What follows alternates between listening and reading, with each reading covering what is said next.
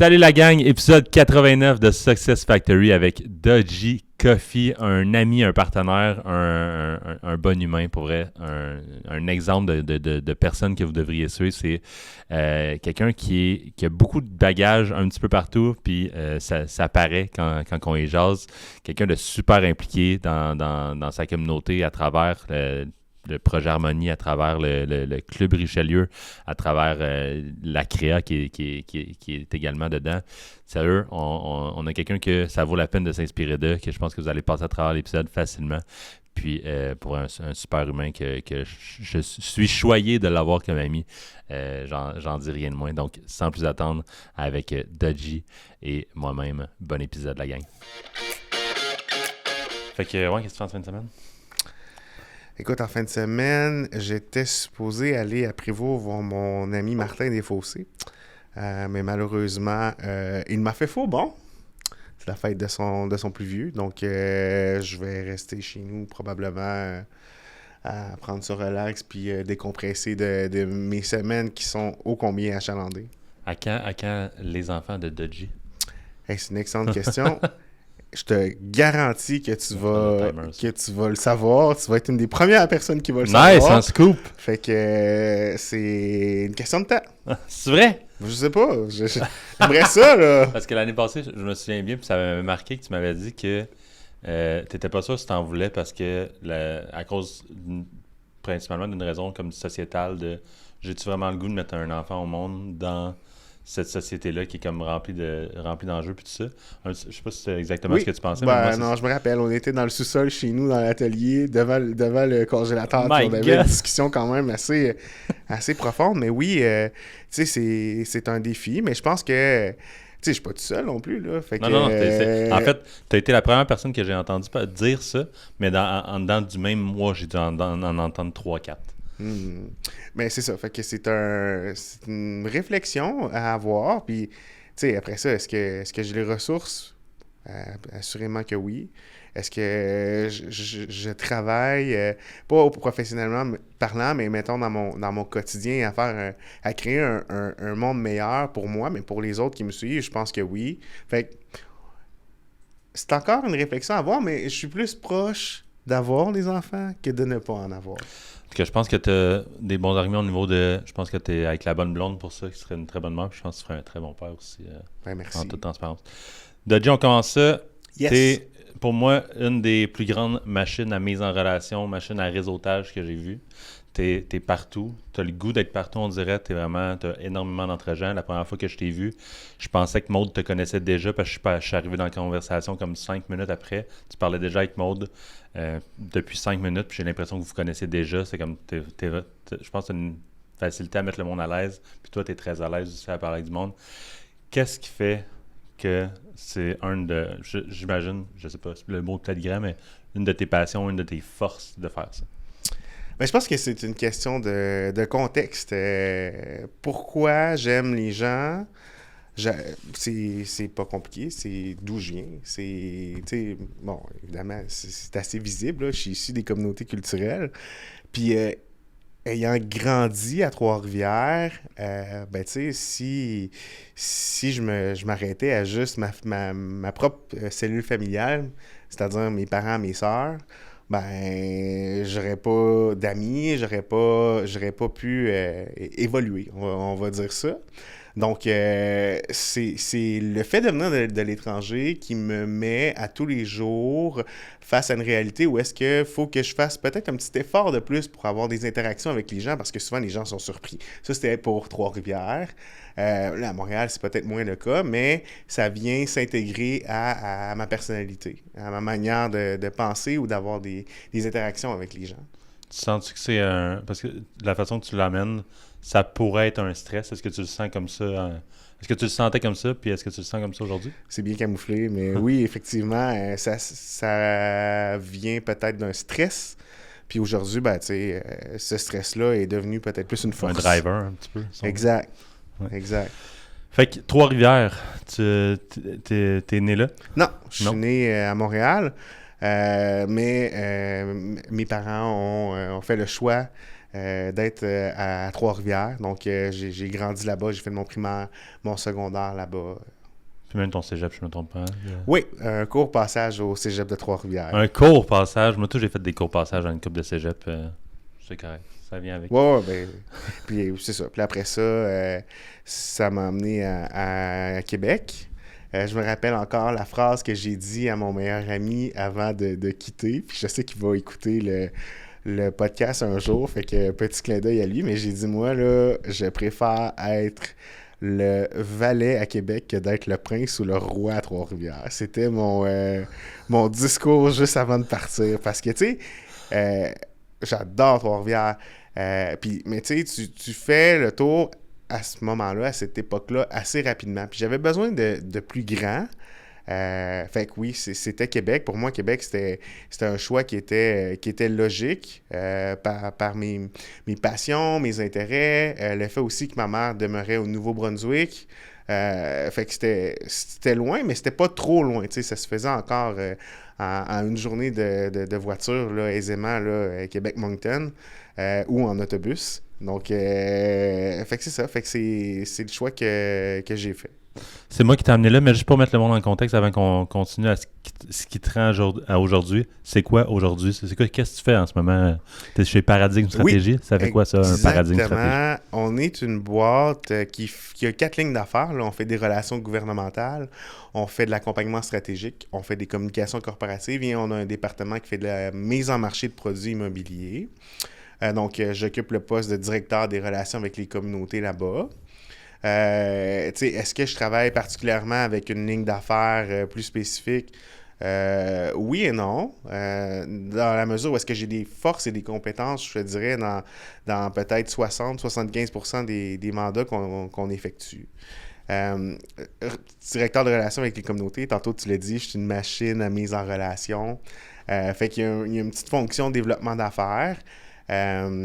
Puis, tu sais, mon objectif, là, c'est d'être à l'écoute de tout le monde, puis de porter le message aussi de nos clients et de nos parties prenantes.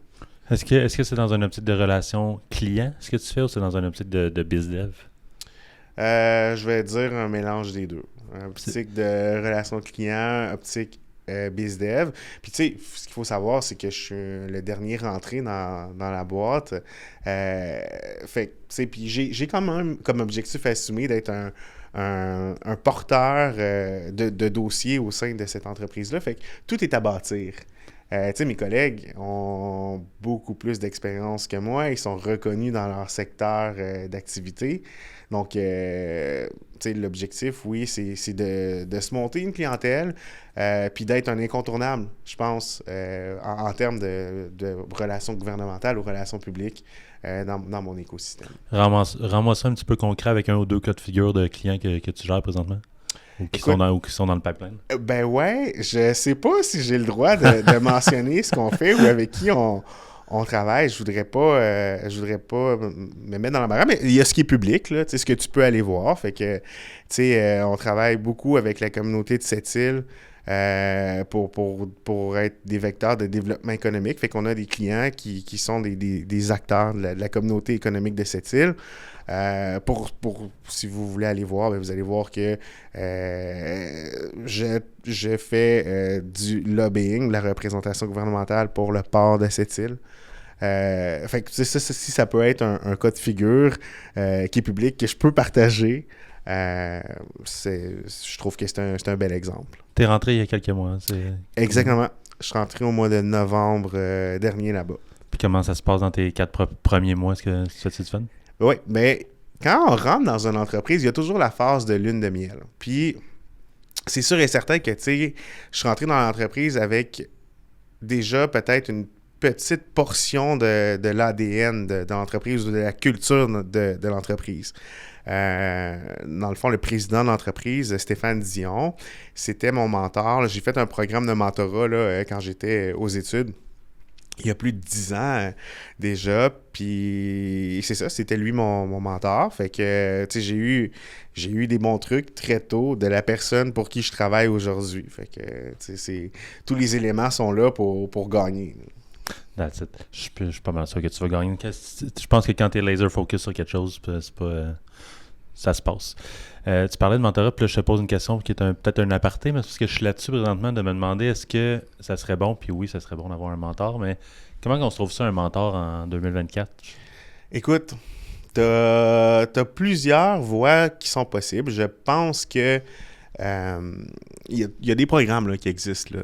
Donc, moi, dans mon cas, j'ai eu du mentorat avec l'IDU, l'Institut de développement urbain.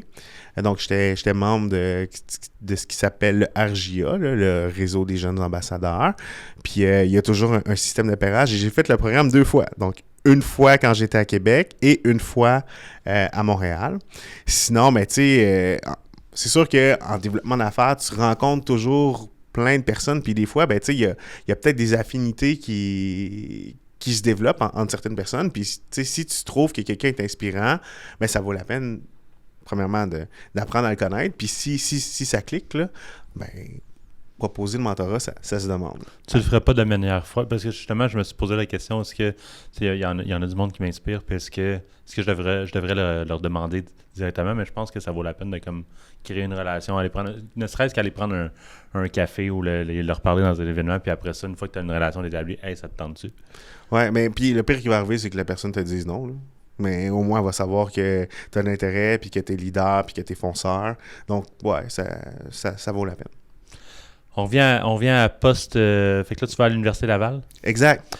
Puis, en quoi? En administration des affaires. En administration des affaires, un beau bachelier, un beau BAA. Ouais. Puis, tu sors de là, tu fais quoi? J'allais prendre une gorgée de café, puis écoute, c'est assez particulier ce que tu me demandes. Je suis un ambassadeur et un défenseur de la culture québécoise, de l'accueil, de l'ouverture des gens. Ce qu'il faut savoir, c'est que quand j'étais à Québec, pendant les études, j'ai travaillé dans les bars. Une fois les études terminées, ben tu veux avoir une vraie carrière, tu sais. Fait que je trouvais pas nécessairement un emploi à la hauteur de mon talent. Puis, mais c'est ça. Fait que, qu'est-ce que j'ai fait? Écoute, j'ai fait plein de choses avant de trouver ma voie. Puis, hey, des CV, là, j'en ai envoyé des tonnes et des tonnes. Puis, avant d'avoir une réponse, tu sais, j'avais souvent des réponses négatives. J'avais souvent pas de réponse. Puis, c'est pas parce que mon parcours était pas intéressant, mais je considère que à l'époque, quand tu t'appelles Dodgy Coffee, que tu envoies ton CV, que tu n'as pas nécessairement de contact dans un écosystème quelconque, c'est peut-être un petit peu plus difficile se trouver un emploi. Fait que j'ai vraiment galéré, j'ai vraiment trouvé ça difficile. Par chance, j'ai étudié à l'Université Laval et j'ai même été président de mon association étudiante, donc l'Association des étudiants en gestion urbaine et immobilière. Et il y en a quelques-uns qui travaillaient chez Duproprio. Donc, j'ai un ami là, qui m'a plugué là-bas, puis petit à petit, ben, ma carrière a décollé. T'as dit que tu avais pris la présidence de ton association. C'était Oui. la première fois? Parce que tu as tout le temps été bien impliqué, puis on va faire une section là-dessus, mais est-ce que c'était ta première grosse implication comme étudiante? Tu en avais fait déjà plusieurs? J'en avais fait quelques-unes, pas plusieurs, mais quelques-unes. Puis tu sais, c'est important de dire étudiante, parce que étant jeune, j'ai fait des implications dans ma collectivité, dans ma société. Excuse, je dis société, écosystème, là. Mais oui, étudiante, c'était pas la première, mais ça a été assurément une des plus marquantes. Pourquoi? Je pense qu'occuper la présidence d'une association étudiante, ça vient avec certaines responsabilités que tu as vraiment jeune. T'sais. Je veux dire, souvent, là, quand on pense à nos études, on pense au party, on pense à... Mais tu sais, il y avait peut-être un côté un petit peu plus sérieux, un côté plus académique. Puis tu deviens partie prenante de la société parce que les étudiants occupent une place qui trop souvent, ils ne prennent pas. Mais c'est ça. C'est une communauté à part entière, l'université. Fait que souvent, mettons, quand il y a des études ou des défis, tu sais, les étudiants souvent émettent des recommandations. Peut-être pas toujours au premier cycle, mais c'est ça. Fait que je pense que c'est important de s'impliquer quand tu es étudiant. Puis, c'est ça, en tant que président de mon association étudiante, ben, je trouvais ça intéressant comme premier pas dans un... Comme étant gestionnaire ou porteur de dossiers quelconques. Là. Ça a dû être extrêmement formateur parce que moi, si je me remets dans mes souliers de quand j'étais aux études, c'est comme la meilleure formation que j'ai eue, c'est mes implications hors cours. Pas que les cours étaient pas pertinents. Là. Je pense qu'il y a certains cours qui ne l'étaient pas dû pour une raison ou pour une autre. Des fois, les profs.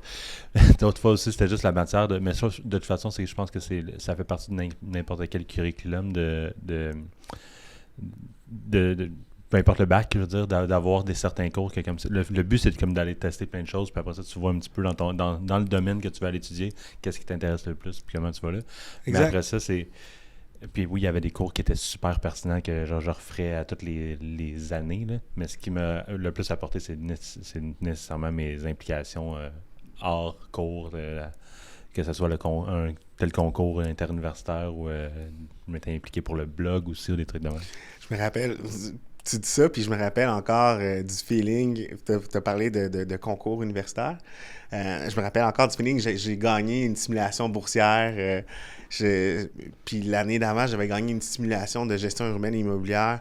Puis il y avait des prix monétaires qui venaient avec ça. Puis c'est vraiment un feeling là, intéressant encore aujourd'hui si j'y repense. Puis ça me donne le sourire. Mais c'est peut-être ça aussi qui m'a amené à avoir cet esprit de compétition. Fait que ouais, ça vaut la peine si quelqu'un qui nous écoute est à l'université, comme ça vaut la peine de s'impliquer, puis ça vaut vraiment la peine de participer aux compétitions universitaires. Tu ne regretteras jamais. Ben, je suis curieux que tu m'en parles plus parce que j'en avais fait une simulation aussi dans un des cours là, qui était, ça s'appelait Mark Strat, c'est dans une cours de stratégie marketing. Puis c'était une simulation on avait un produit là, virtuel. On était des équipes de 4. On jouait avec deux classes en même temps. Puis chacun a son entreprise. Puis il faut que tu prennes des décisions marketing à travers toutes les données que ça te donne. Puis tout ça. Puis honnêtement, moi, j'ai un esprit compétitif depuis tout le temps. Fait que là, c'était comme ça, c'est mon élément. Je suis curieux de savoir juste ça se passait comment, cette simulation-là boursière, si c'est encore assez proche dans ta tête. Écoute, ben ça. Fait que t'es dans une équipe de 4. Puis, de mémoire, t'avais un portefeuille que tu gérais, que tu montais. Fait que tu faisais l'acquisition de certaines actions, des options. Puis, il y avait de l'actualité, il y avait des décisions qui avaient un impact sur le cours du marché. Je sais pas comment, honnêtement, qu'on a fait pour se rendre là, mes partenaires et moi, mais... Je sais pas si c'est parce que j'aimais vraiment gambler puis que je savais qu'il y avait aucun impact réel dans la vie de tous les jours à faire des moves audacieux, mais grâce à ma performance, mon équipe a remporté un prix et j'ai gagné un prix individuel aussi. That's it. C'est pas d'hier que t'étais number one. T'investis encore? Oui, mais je te dirais que ça n'a plus la même importance que ça a pu avoir parce que la vie change, les priorités changent. Puis tu sais que l'immobilier, c'est quelque chose que j'ai peut-être un petit peu plus à cœur que de détenir des titres dans des entreprises qui sont en bourse. Fait que c'est ça. Fait que mon focus est pas mal plus là-dessus que de me bâtir un portefeuille. Mais après, tu sais, il y a une question de stratégie financière et je ne suis pas conseiller financier, donc n'écoutez pas ce que je dis. mais ça vaut la peine de bien s'entourer puis d'établir une stratégie financière très tôt. Fait que pour certains, ça va être de mettre de l'argent de côté via des actions. Il y en a, pour d'autres, ça va être d'acquérir des entreprises. On parle encore d'actions, mais peut-être qui sont pas sur les marchés. Puis il y en a d'autres, ça va être l'acquisition d'actifs immobiliers. Donc, c'est une stratégie à réfléchir selon nos intérêts et nos valeurs. On revient on était rendu tantôt à du proprio. Oui. Que tu étais rendu, que je pense que tu as fait une bonne couple d'années là, que quand on s'en va dans des événements puis que je suis pas loin de toi, il y a tout le temps quelqu'un du proprio qui dit « Hey, lui, je le rencontre. » Là, finalement, t'es toi aussi, tu étais du proprio, puis on dirait que tout le monde a travaillé chez du proprio. Parle-moi un petit peu de ton passage dans cette entreprise-là. En fait, ce qu'il faut savoir, c'est que quand on va dans des événements ensemble, il arrive souvent que j'invite de mes anciens collègues de Duproprio. C'est peut-être plus ça, là. Fait que là, tu penses que tout le monde a travaillé chez Duproprio, mais non, je pense aussi qu'à une certaine époque, c'était quand même difficile de rentrer chez Duproprio. Tu sais, c'était une entreprise qui, à l'époque, achetait beaucoup plus l'humain derrière le papier. Cela étant dit, ben, tu sais, j'ai commencé en télémarketing chez Duproprio aux ventes. Puis ça se passait quand même bien. Mon ancien patron est venu me voir. Mon ancienne patronne, excuse-moi, est allée voir mon ancien patron, patron, puis là, ils ont eu des discussions, puis finalement, ben, il y a eu un poste qui a été ouvert pour moi, puis j'ai décidé de le prendre. J'avais fait la demande de déménager à Montréal, puis là, je dis ça, puis j'ai un petit sourire en coin parce que je sais pas si je l'ai dit à ma blonde à l'époque, tu sais, que j'avais fait la demande en front. Sûrement que j'en avais parlé, là, mais si t'entends ça, Marc-André, là, comme s'il te plaît, tape-moi pas sur les doigts. Mais c'est ça, je voulais me rapprocher de ma famille, mes amis. Fait que l'opportunité s'est présentée, puis ça m'a vraiment permis de découvrir le Québec, que je connaissais déjà d'une autre façon, mais tu sais, au quotidien, j'étais en contact avec les gens parce qu'on faisait des séances d'information un peu partout au Québec. Puis on avait également un programme de commandite où est-ce qu'on supportait des initiatives locales telles que des festivals de musique et des équipes sportives de la LHJMQ. Donc, ça m'a permis vraiment d'être en contact avec monsieur, madame, tout le monde. Peut-être c'est ça aussi qui a permis que j'ai cette aisance-là avec les gens. Donc, tu sais, t'es au courant de leur réalité, puis souvent, quand les gens vendent leur propriété, ben, c'est parce qu'il y a un événement dans leur vie, soit c'est l'arrivée d'un nouvel enfant, un nouvel emploi, un divorce, un décès. Fait que c'est ça. Fait que c'est en surface, pour vrai, c'est très profond. En surface, c'est très profond. Je m'explique. C'est que les gens que tu rencontres, tu vas les rencontrer un court moment de temps. Ils vont te parler de ce qui se passe en surface, mais c'est ce qui se passe, l'action là, autour de la vente de leur propriété, c'est ce qui se passe dans leur plus profond. Fait que c'est important d'être à l'écoute. Puis pourquoi, tu sais, du proprio versus que, mettons, d'être courtier immobilier à l'époque, c'est qu'il y a une notion d'humilité aussi, tu sais. Tu accompagnes les gens à vendre leur propriété par eux-mêmes sans vendre par l'entremise d'un courtier qui va prendre une commission qui est quand même élevée. Là, je sais qu'il y a plusieurs personnes qui vont regarder ça puis qui vont challenger le modèle, là. Mais au final total, à ce moment-là, quand c'était détenu par ces corporations-là, parce que ça a changé, ben je pense que c'était avec les plus bonnes intentions au monde. Mais chaque modèle, tu sais, sa validité, tant pour autant qu'il y a du monde pour adhérer à ce modèle-là. Fait que il y a du monde qui ne veulent pas le faire par eux-mêmes, il y a du monde qui veut le faire par eux-mêmes. Fait que ça fait du sens que dans cette industrie-là, il y a des entreprises qui aident le monde à le faire par eux-mêmes. Exact. Moi aussi, je serais plus du genre à vouloir le faire par moi-même, probablement. Puis si on me offre des outils comme ça, ben c'est d'autant plus valide. Ben oui. Puis je reviens quand même à Duproprio. Tu sais, quand je serais là-bas, j'avais la volonté d'être un acteur, un acteur important, un acteur de changement au sein de mon entreprise. Fait que, tu sais, toujours arriver avec de la bonne humeur, connaître le nom de tes collègues, connaître les gens avec qui tu évolues, les clients, les partenaires, les fournisseurs. Fait que je pense pas qu'il y ait une personne chez Duproprio qui va se rappeler de moi puis qui va se dire « Hey, Dodgy, écoute, c'était ordinaire. » J'avais la volonté de me dépasser, de me surpasser. Mais puis, tu sais, c'est ça. C'est une super belle expérience. J'avais des attentes professionnelles que malheureusement, en cours de route, j'ai peut-être pas pu atteindre, mais c'est pas grave. Ça a permis d'être la personne que je suis aujourd'hui. Puis ça m'a permis de rencontrer Nicolas, avec qui on a travaillé sur B-Board, que tu as rencontré dans un autre... Un autre podcast. Un autre épisode à aller écouter. Définitivement.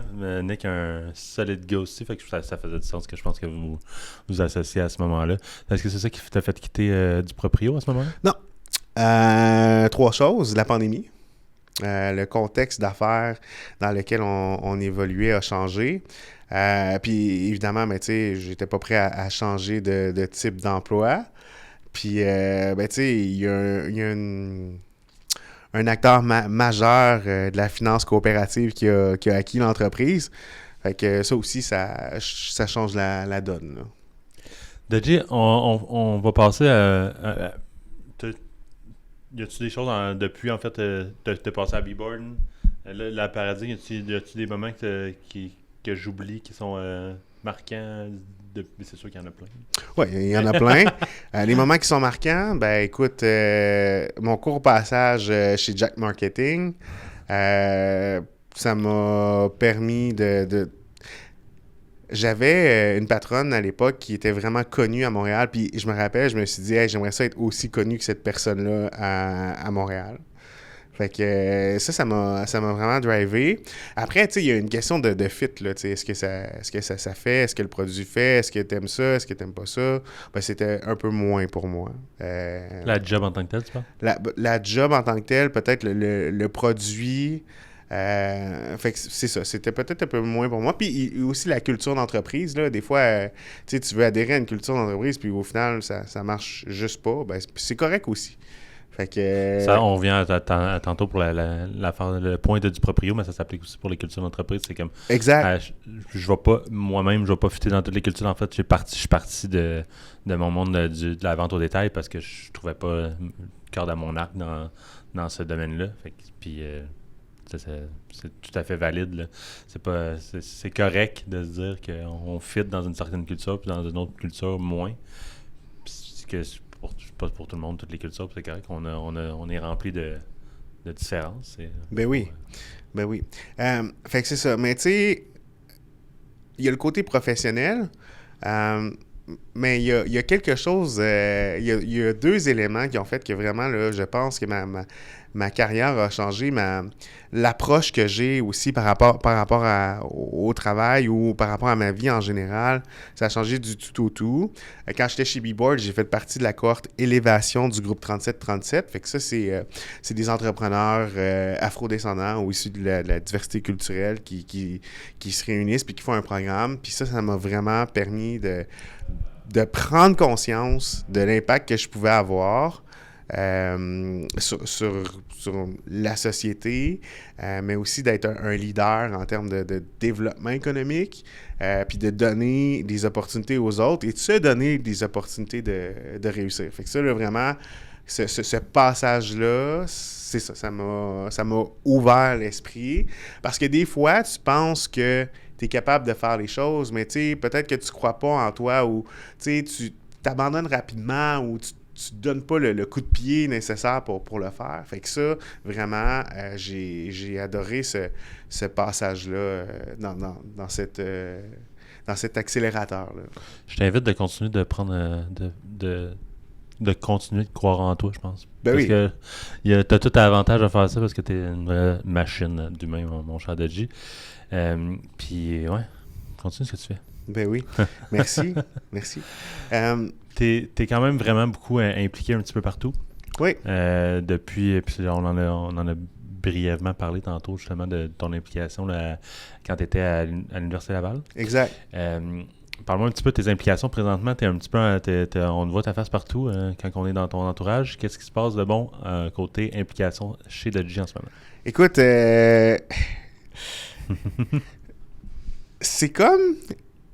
J'aime pas vraiment faire ce parallèle-là, mais l'implication, c'est comme une drogue. Tu sais, t'en fais un peu... je suis pas un consommateur de drogue, là, mais tu commences à quelque part, puis crime, t'as le goût d'en faire plus, puis d'en faire plus, mais faut pas que t'en prennes trop, parce qu'à un moment donné, tu vas te brûler, littéralement. Je m'explique. Là, en ce moment, je suis sur le conseil d'administration du projet Harmonie, qui est une initiative de support. Le bruit dans le bureau, intéressant. Oui, exactement. D'éveil à la participation citoyenne au travers de différents champs d'intervention. Donc, les champs d'intervention sont la prévention de la criminalité, tu as participation citoyenne, tu as aide et support aux personnes âgées. Tu as de l'intervention auprès des jeunes, tu as une maison des jeunes, tu as un studio de musique, tu as plein de petits projets au travers de cet organisme-là qui est destiné aux résidents du HLM La Pépinière dans l'est de Montréal. Donc, je suis sur le CA de cet organisme-là depuis plus d'1 an déjà. Fait que c'est ça. Fait que, tu sais, c'était ma façon pour moi de m'impliquer dans la communauté. Parce que, tu sais, c'est facile, là, s'impliquer, mettons, dans la philanthropie avec, je sais pas, moi, puis c'est pas un reproche, là, mais tu sais, c'est facile de s'impliquer, mettons, dans les arts, au musée des beaux-arts, puis, tu sais, lever de l'argent pour acquérir ou faire la promotion de la culture, puis c'est super important.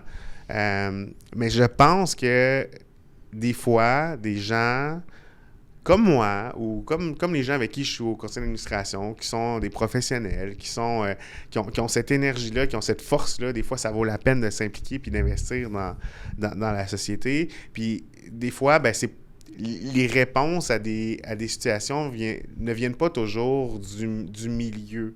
Des fois, ça prend des gens de d'autres milieux qui s'investissent puis qui ont peut-être un point de vue externe puis qui passent à l'action, qui proposent des choses. Fait que c'est une des raisons pour lesquelles je m'implique au projet Harmonie. Celle-là est la volonté que les gens qui habitent dans ce projet-là contribuent à la société à leur façon, en fonction de leur capacité. Fait que ça, c'est quelque chose qui est vraiment important pour moi. Puis j'espère que après mon passage au sein de ce conseil d'administration-là, bien, que d'autres vont prendre la balle puis qui continuent cette mission-là. Fait que ça, c'est pour le projet Harmonie. Je sors un petit segment là-dessus. Je sais que avant que tu continues sur les autres, mais je te sens très, très, très investi, juste de par ton ton de voix, dans cette mission-là. Je te sens habité par cette mission-là un petit peu, puis tu es revenu souvent sur ces points-là pendant l'entrevue, sur le fait que tu veux t'impliquer, le fait de vouloir être un acteur de changement, puis tout ça, à quel point ça t'habite, puis c'est vraiment cool. C'est tout à ton honneur. Ben, merci. Ben, merci. Fait que c'est ça. Fait que ça, c'est pour le projet Harmonie. Puis on pourra revenir, si tu veux, là, pour parler du fait de la volonté d'être un acteur de changement. Non, mais tu dis ça comme ça maintenant, mais il y a 1 minute, là, le ton de voix que tu utilises, je te sens vraiment comme habité de cette mission-là. Absolument. Absolument. Puis, tu sais, je veux l'appliquer, oui, dans mes implications. Ça s'arrête pas juste au projet Harmonie, mais dans mon entourage, puis dans ma vie professionnelle aussi, j'ai envie qu'il se passe des choses. Tu sais, une de mes plus grandes craintes, c'est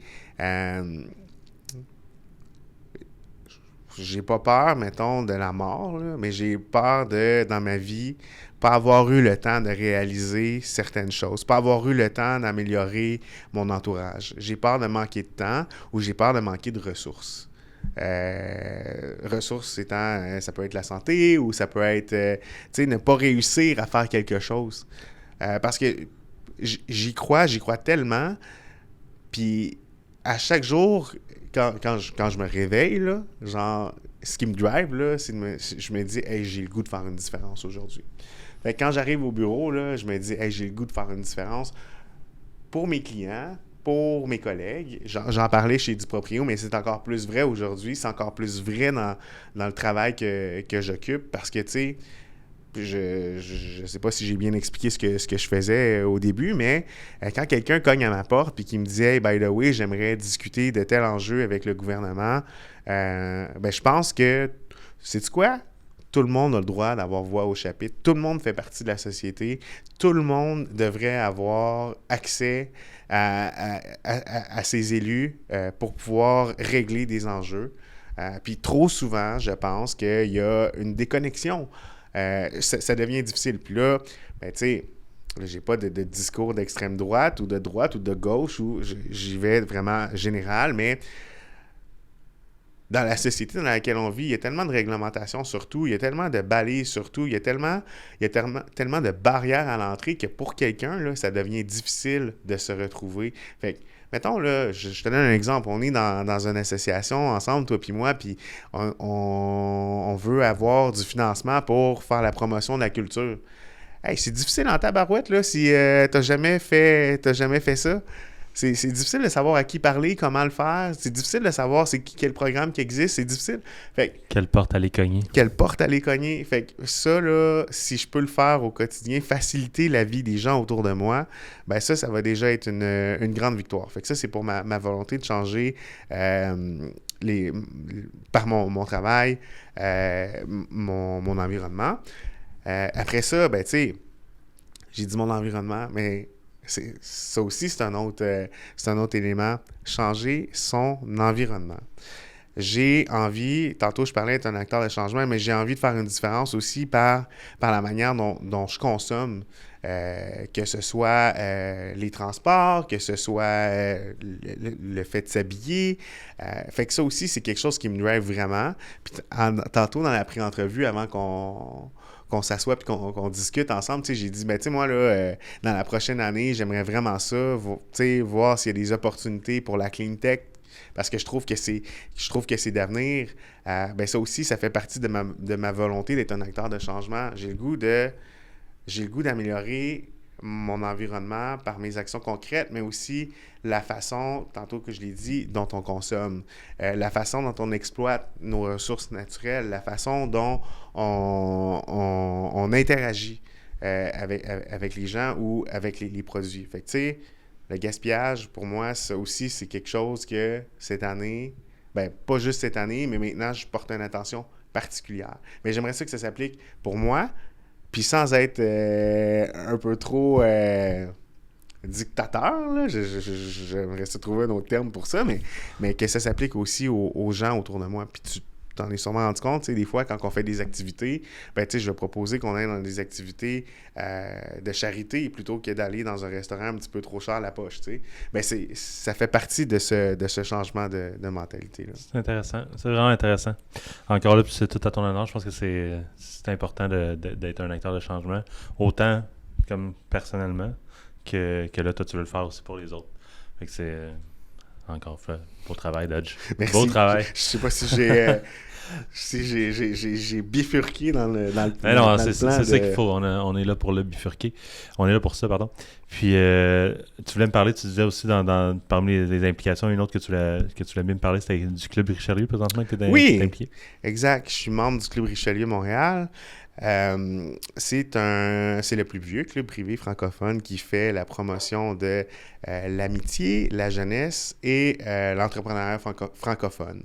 Donc, fait que c'est ça. Fait que là, à chaque année, on a des activités où est-ce qu'on récolte des sous et on les remet à des organismes destinés au sport à l'enfance.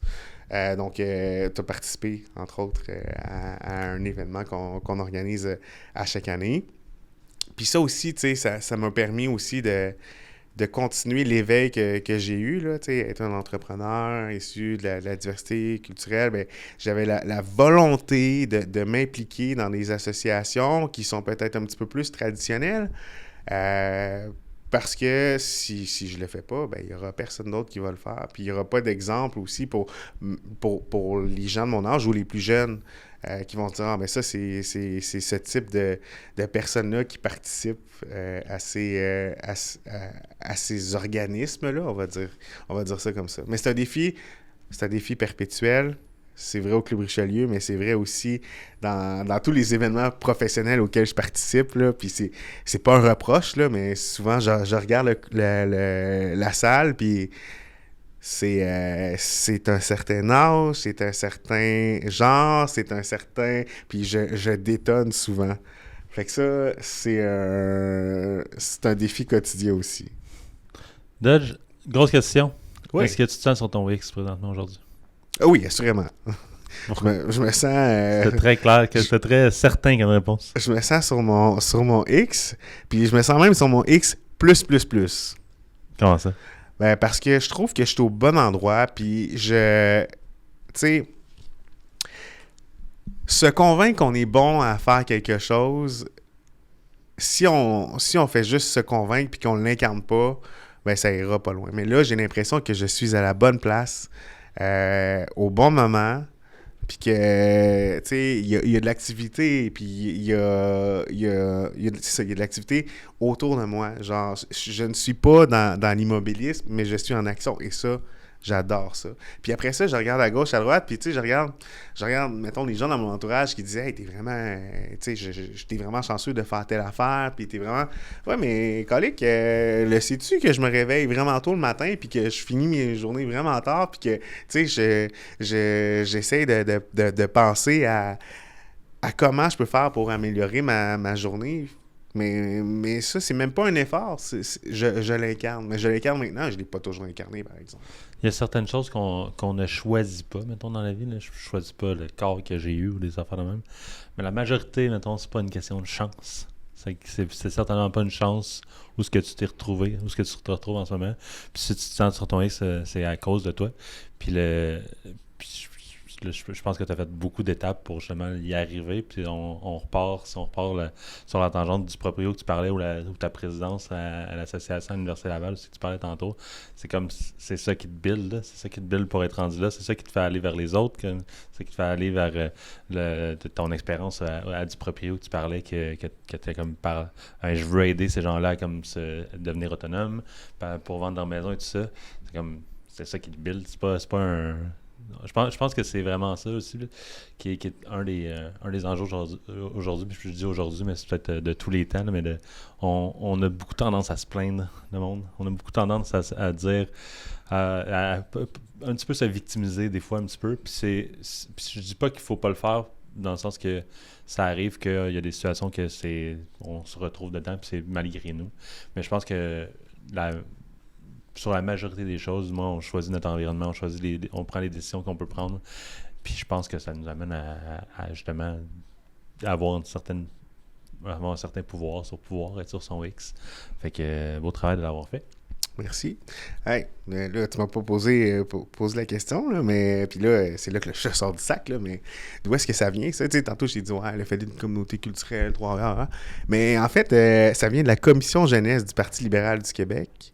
J'ai été à la CJ pendant quelques années. Et c'était une place où il y avait débat, souvent, par rapport à plein d'enjeux de société. J'ai eu un emploi là, ou un stage avec mon député local à l'époque. Puis ça, là, ça m'a tellement amené les pieds sur terre de comprendre les gens, de comprendre qu'il y a une disparité, de comprendre que des fois, t'es privilégié, puis des fois aussi, ça vaut la peine de débattre, puis de se battre pour nos convictions, puis nos idées. Puis j'ai fait ça jeune. Fait que ça, c'est de là que ça vient. Voilà, c'est la réponse. Fait que CJ, PLQ, ouais. That's it. On clore là-dessus, mon cher Dodgy. On finit tout le temps avec la même question à Success Factory. Si on veut aller te jaser ou s'informer sur ce que tu fais ou sur l'entreprise sur laquelle on travaille, on fait ça comment et où? Écoute, non, mais je réfléchis, là. Ben oui, les gens peuvent me contacter sur LinkedIn. Le classique. Les gens peuvent aller sur le site web paradigmestratégie.com.